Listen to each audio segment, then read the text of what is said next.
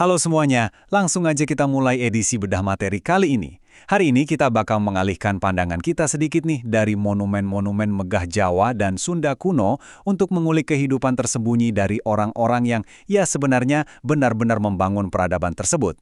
Sering banget kan kalau kita mikirin sejarah yang kebayang cuma struktur batu raksasa yang masih berdiri sampai sekarang. Tapi hari ini kita bakal menggali lebih dalam dari sekedar prasasti. Coba deh kita pikirkan ketimpangan yang luar biasa ini. Buku-buku sejarah itu seringnya cuma berfokus pada kelompok elit yang jumlahnya, percaya atau enggak, cuma sekitar 10%. Ya, para raja, brahmana, bangsawan. Nah, dampaknya mayoritas mutlak alias 90% populasi kayak petani, nelayan, dan perajin jadi benar-benar tak terlihat dalam catatan sejarah arus utama.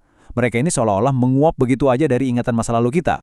Nah, yang bikin merinding itu sebenarnya kontras yang sangat tajam antara dua dunia ini. Di satu sisi, kita punya semacam CV abadi milik para raja yang dipahat gagah di atas batu candi dan arca. Terus di sisi lain, realitas kehidupan rakyat biasa. Mereka pakai material seperti kayu, bambu, ijuk. Sangat fungsional memang, tapi bahan-bahan ini kan gampang banget lapuk kan? Ujung-ujungnya ya hancur tak bersisa ditelan waktu. Bagian 1.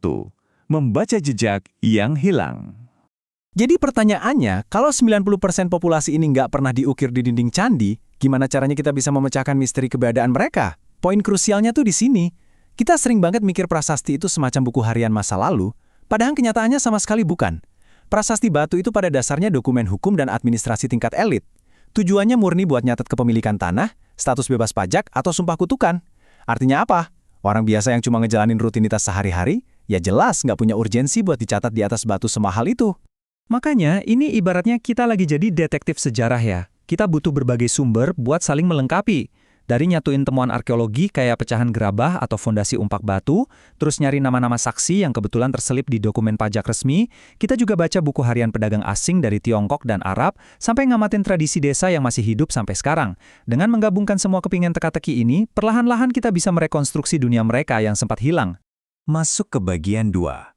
Sehari di Wanua kuno. Sekarang, setelah kita tahu cara melacak jejak mereka, yuk kita posisikan diri kita jadi rakyat biasa yang hidup lebih dari 1000 tahun yang lalu. Kalau kalian hidup di masa itu, seluruh alam semesta kalian tuh bakal berpusat pada satu hal yang disebut Wanua. Ini adalah unit desa biasa yang sangat-sangat mandiri. Semua urusan dan masalah dipecahkan langsung di dalam desa, dan kehidupan berjalan terus tanpa pernah harus bersinggungan langsung sama keraton raja yang megah itu. Coba bayangin tata letaknya ya. Kalian bangun tidur bukan di istana batu yang dingin, tapi di sebuah rumah panggung yang super fungsional dari kayu atau bambu beratap rumbia. Pas buka mata, kalian langsung bisa nyium aroma khas tanah basah bercampur wangi hewan ternak tepat di bawah kalian, dengan lumbung padi yang berdiri kokoh di samping rumah. Pola permukiman kayak gini nih yang ditemukan sama para arkeolog, yang sayangnya sekarang cuma nyisain fondasi batu atau sisa tungku tempat mereka masak. Dari sini kita bisa lihat pola keseharian yang sangat terstruktur, pekerjaan fisik yang benar-benar menguras keringat di pagi hari, lalu siangnya atau sore beralih ke perdagangan yang ramai di pasar lokal, dan akhirnya ditutup dengan waktu santai bareng komunitas di malam hari. Sebuah ritme hidup yang sangat selaras sama alam dan kebutuhan ekonomi mereka pada saat itu. Dan profesi mereka itu beragam banget. Tangan-tangan inilah yang beneran menghidupi kerajaan. Ada petani yang merancang sistem irigasi bambu canggih yang disebut subak atau luwi. Ada nelayan yang berani melaut pakai perahu cadik buat bikin garam sama terasi. Terus ada pandai besi dan penenun yang bikin semua perkakas dan pakaian buat bertahan hidup. Semuanya saling melengkapi dalam satu ekosistem ekonomi yang luar biasa hidup. Kita lanjut ke bagian 3. Hyang dan hiburan rakyat. Tapi ya, hidup kan gak melulu soal kerja keras banting tulang ya. Sementara para raja itu sibuk bikin ritual kenegaraan gede-gedean di Candi Batu, rakyat biasa ini ngapain buat spiritualitas dan hiburan mereka? Nah, ini menarik banget. Alih-alih nyembah dewa-dewa batu raksasa, mereka memuja Hyang. Ini tuh roh leluhur dan roh alam pelindung padi, sungai sama gunung mereka.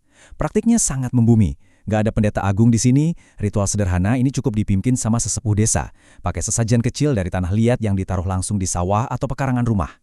Coba resapi deh suasana malam di desa kuno itu. Makanan pokok mereka nasi atau ubi, lauknya ikan asin sederhana. Daging sapi itu wah, langka dan mewah banget, cuma ada pas ritual. Pakaian mereka dari tenunan kasar, dan pas hari udah gelap, tebak mereka ngapain. Mereka pada ngumpul buat nonton cikal bakal wayang kulit, dengerin alunan gamelan bambu, atau seru-seruan nonton sabung ayam. Bayangin, ini adalah akar seni budaya kita yang masih bertahan sampai detik ini. Masuk ke bagian 4, tulang punggung yang sebenarnya. Sekarang coba kita zoom out sebentar. Kita lihat gambaran besarnya. Bagaimana rutinitas harian yang sederhana ini pada akhirnya bisa menopang kemegahan peradaban yang kita banggakan sekarang? Jawabannya ada di realitas ekonomi. Kerajaan itu nggak jalan pakai mantra sihir. Candi-candi raksasa itu cuma panggung depannya aja. Panggung belakangnya? Sebuah mesin ekonomi raksasa yang digerakkan oleh para petani, nelayan, dan perajin tadi. Mereka bayar pajak bukan pakai uang koin, tapi disetor dalam bentuk hasil bumi, barang kerajinan, dan yang paling berat tenaga fisik murni, atau yang dikenal sebagai upeti dan panggupa. Keringat mereka lah yang secara harfiah jadi semen pembangun peradaban. Dan ini membawa kita pada satu fakta yang gak bisa dibantah. Kapanpun kita berdiri kagum melihat megahnya Borobudur atau Prambanan hari ini, kita mutlak harus ingat sama 90% populasi yang dihapus dari sejarah ini. Tanpa kerja keras mereka, tanpa keringat dan pajak dari rakyat yang tinggal di rumah-rumah bambu yang udah lama musnah itu, kemegahan batu-batu itu gak akan pernah ada. Sebagai penutup bedah materi kali ini, saya mau ninggalin satu pertanyaan nih buat kalian renungkan. Kalau pondasi peradaban masa lalu aja ternyata dibangun sama mereka yang namanya nggak pernah terukir di batu sejarah, lalu kekuatan tak kasat mata apa atau siapa yang sebenarnya lagi ngebangun pondasi buat peradaban dunia kita hari ini? Terima kasih udah ikut eksplorasi kali ini dan selalu ingat buat terus mempertanyakan apa yang cuma kelihatan di permukaan. Sampai jumpa!